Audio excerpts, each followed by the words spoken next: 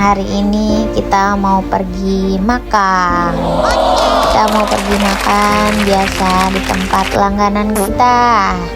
Namanya tempat makan Sidul yang ada di Pori. Nih perjalanan kita nih sama kakak sama dede Ina. Sama kakak juga di depan. Tuh dia lagi lihat-lihat pemandangan. Ada Ina, dia bawa Rinanya tuh. Bye bye. Nah, pemandangannya kita lewat sawah. Nah kira kita sampai juga nih teman-teman. Kita pilih-pilih dulu nih makanannya ya. Tuh makanannya banyak teman-teman. Kita ambil tempat dulu nih. Nah masakannya sudah datang teman-teman nih.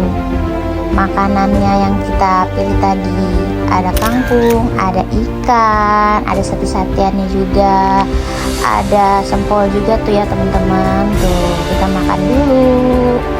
Wah di sini enak loh makanannya. Kita nih udah langganan udah lama. Tuh Bapak Adis juga tuh lagi action.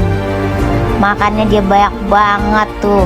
Makan pakai ikan sampai ke tulang-tulang habis sampai jadi lahap teman-teman. Tuh habis juga kan semuanya.